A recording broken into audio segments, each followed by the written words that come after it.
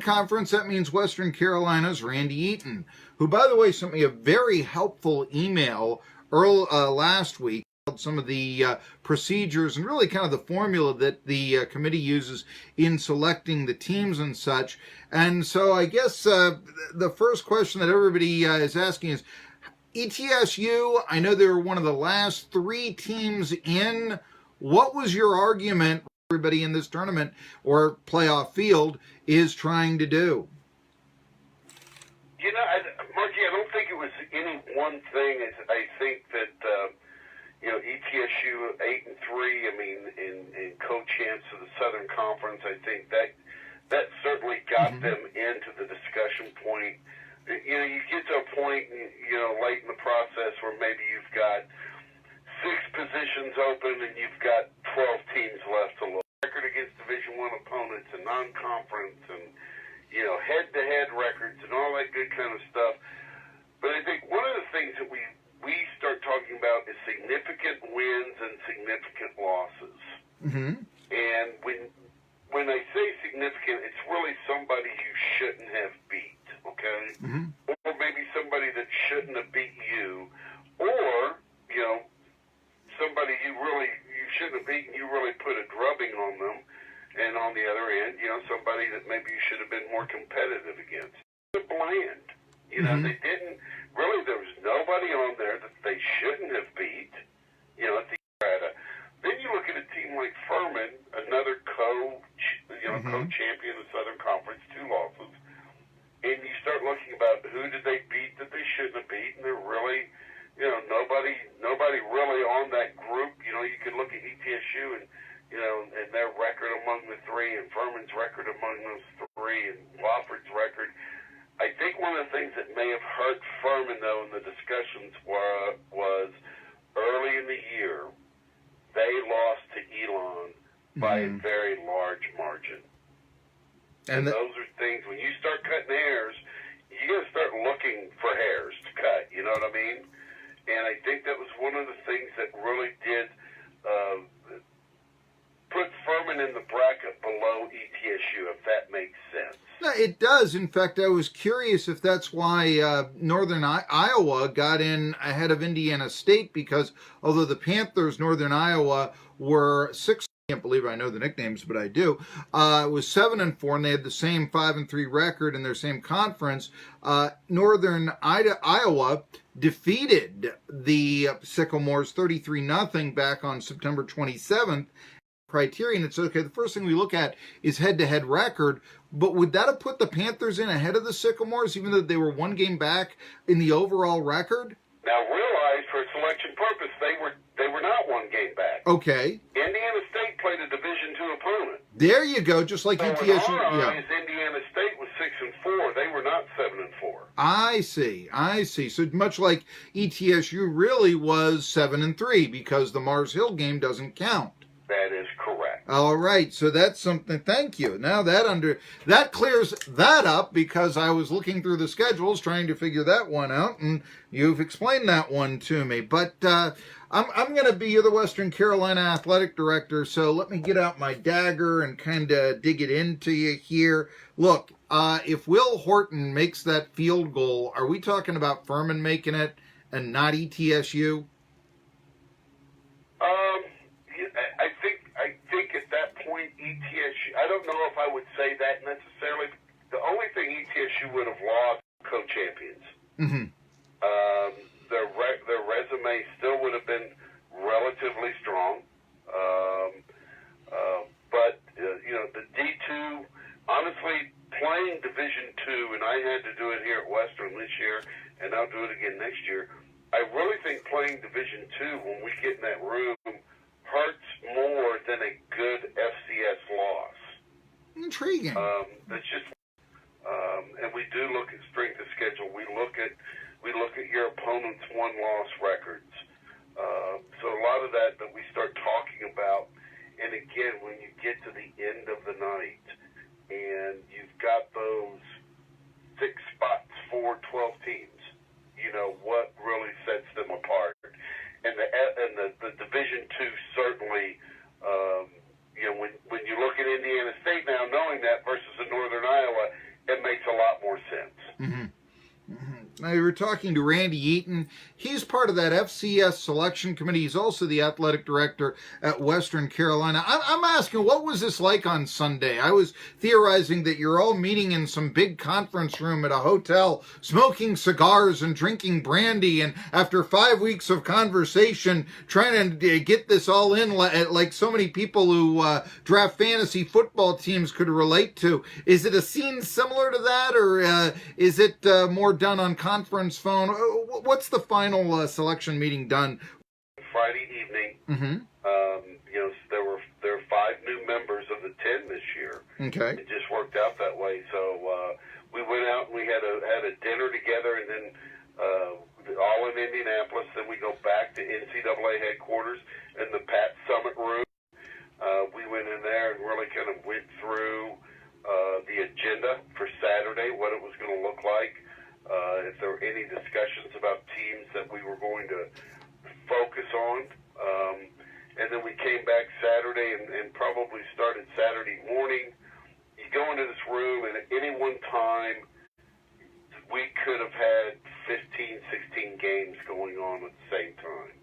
So do you have like a bunch of screens and all that up there, and are you sort of like, I guess when we watch on the NFL, I know that the guys who do the studio show, they're watching, several games at a time, taking notes, and then they come back at halftime. Is that sort of the scene there in Indianapolis?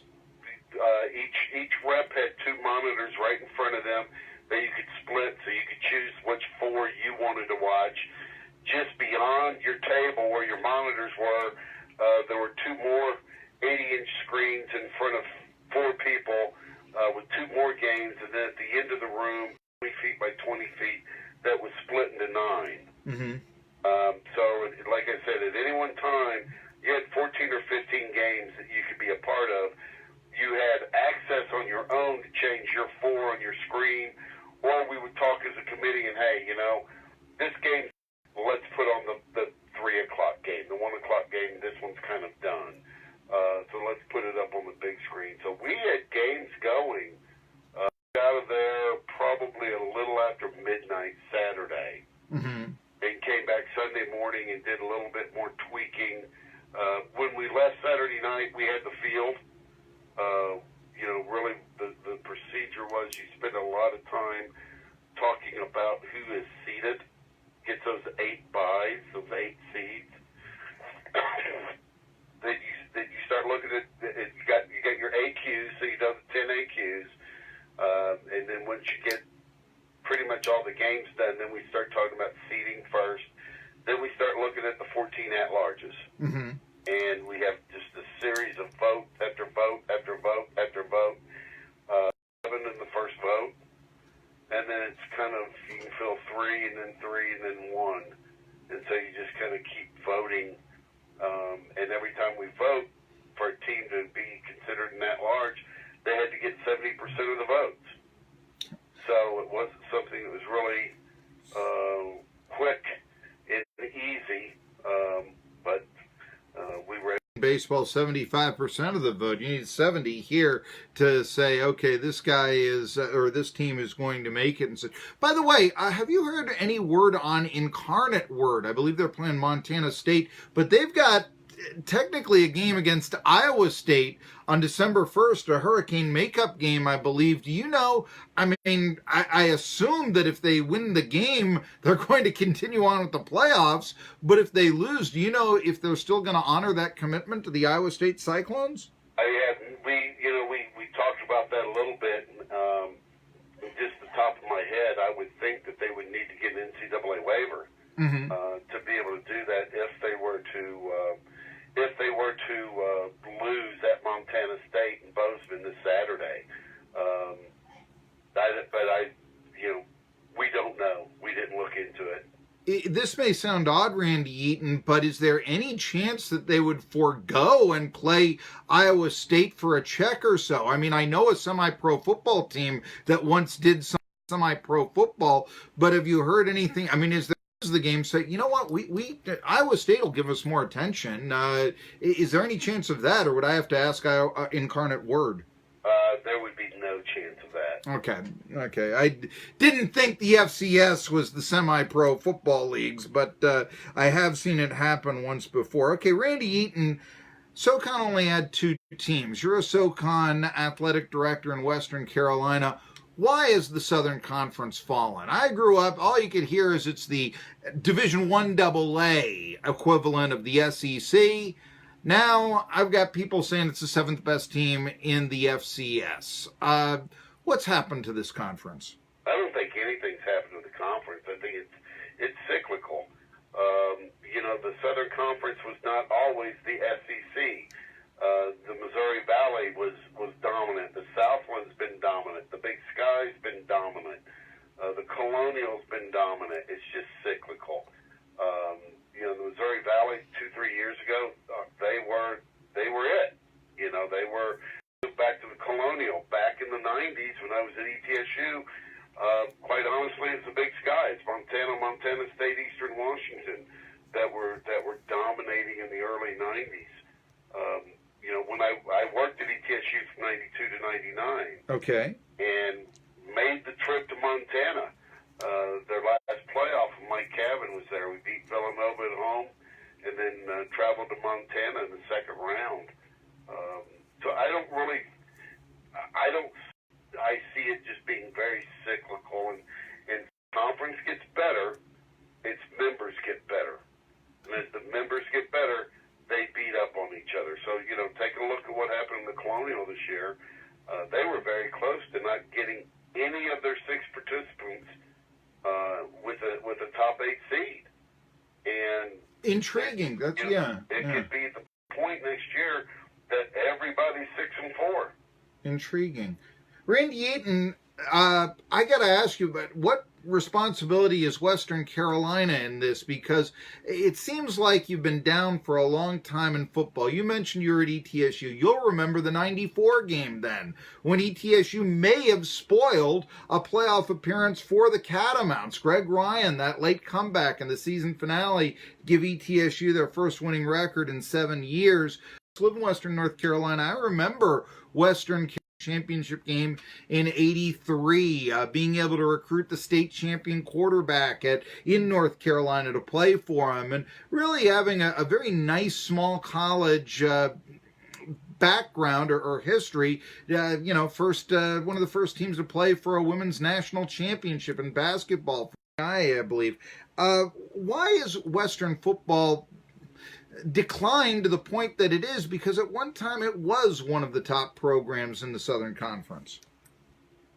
I think when you look back, Western really hasn't been strong since the 90s. True. Last time they've had decent program. Well, that was before video. That was before the internet. You could go into these small towns and recruit great athletes that no one else saw. Everybody sees those kids now. There are no surprises from the mountains.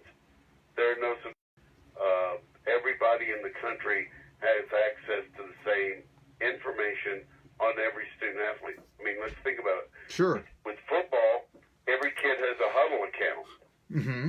And every coach, they catch wind of someone, they go in and check them out on video, and then they go make their visit. 30 years ago, 20 years ago, you didn't have that. And in word of mouth from local high school coaches, you got the best regional kids at every FCS school or 1AA school, typically in the country. That's not the way it plays out any longer. So I think, number one, keeping the local talent, I think, has become a bigger issue for West. The investment in the state of North Carolina, the funding for athletics comes 100% from the number of students at your institution. And so while schools such as App and Greensboro and Charlotte have grown, giving millions upon millions of more dollars to the athletic department, that did not happen at Western. Intriguing. Funding models differ state to state. So in the state of Tennessee, the chancellor or president at each institution can use up to a certain percentage of tuition dollars for auxiliary units, one of which is athletics. In the state of North Carolina, the only thing they can use funding athletics is student fees. So while ETSU and Chattanooga both have student fees similar to what I receive, they also receive a pretty large, hefty paycheck from tuition dollars that the presidents have discretionary authority over, which we do not. So I think we're just now seeing some significant growth as far as revenue generation from student fees. We've done a lot more in fundraising and a lot more in corporate sponsorship, things that weren't being done here, and over, we had a down year this year. We just got bit by the injury bug. We lost six would-be starters or significant contributors off our defense for the season, either in August or early September. But the three of the four previous years prior to that, Coach Spear had won 7 games. Mm-hmm. We have 7 wins this year, and I'm probably sitting here talking about us playing a first-round game. It was that kind of year with a lot of 6-win teams getting into the tournament, which was a 180-degree flip from last year. If you remember last year, I think you had a McNeese State team and an Austin P team that I believe were 9-2 or 8-3, something like that. And we had 4. I believe there were 4 this year. There was Incarnate Word, Northern Idaho come in, Elon being one of them and such. By the way, Hurricane Florence, now that canceled the Colgate-Furman game. What you're telling me, I think, is that if Hurricane Florence didn't come, that game was played and maybe the Paladins beat Colgate. That would have been a tall order, but let's just theoretically say, what I'm hearing from you is that Furman might have gone to the playoffs if Hurricane Florence had not eliminated that game and they were able to beat Colgate. Would you say that would be? That could have. It could have very well been the difference between them being out and them being in. Then again, a missed 20-yard field goal may have been the difference between ETSU being in versus being out. I was thinking of DeJuan Bell catching and not knowing the new rule and downing the ball at the 3 instead of calling the fair catch to get the ball at the 25 in the ETSU Furman game in a 27-27 tie, and that gave the field position for ETSU to maybe the game goes in overtime, or I don't know, maybe, if Furman punts or something now, ETSU, instead of running out the clock with a 2-point lead, they've got to try to get that field goal and win. Maybe that happened, but that's the actual play that gave the field position that allowed ETSU to win the game. So who knows? I mean, if a freshman knew the rule, we might be talking about Furman over ETSU is what you're telling me, Randy Eaton. Yeah. So there you go. Marky, it's just so strange because there are, I think for every team, there are those moments through the season that you can point at and say, wow, what if? And whether it's a hurricane, whether it's a missed field goal, whether it's rules and a young man downs the ball with 2 instead of team probably has 4 or 5 of those during the season, especially when you get to the point that you're not necessarily a true conference champion, and you don't have those significant wins. I think one of the things I know I talked about with our commissioner yesterday, John Marino, sure, was just the fact that to make the conference stronger, one of the things we may want to do is try to play more automatic qualifying conference games. So we're playing Big South, we're playing OVC, not necessarily where we have to lay up like the Southland or Big Sky sure, or Missouri Valley, but I think that helps strengthen FCS football if we as an industry would say we want to do this. Because that is one of the things that you struggle with, is the third place team in the Big Sky better than the third place team in the Southern if they have the same record. And it's hard when you don't have a lot of common opponents. You can't, the old game, I think, can you have 6 degrees of fun to a North Dakota State or a UC Davis? And I think we need to get to the point, I think that ESPN process, I think, a lot more clear, and I think what the committee has done over the years would probably match up better with what people think, in the general public. I was not able to watch the selection show yesterday. My wife actually saved it for me. I haven't had a chance. I was driving home from Indianapolis, and one of the things that the touch points of the ESPN anchors was it the fact that an 8-3 Monmouth team wasn't in? Was it the fact that JMU wasn't seated? Or Indiana State or Furman? How do you look at what most people would see as a 7-win Indiana State, and say, how do they not get in with a 6-win Northern Iowa in the same conference? In Carolina, trying to revive, ultimately got ETSU one of the final at-large berths in the FCS playoffs because he's the SoCon representative. Now he's got to hear a lot of hate mail from Furman. So we're Tri-City Sports now. We'll come back top of the hour. Jerry Bonkowski talking about Joy Logano winning the Monster Cup Championship, continuing after this. All right. Hey, one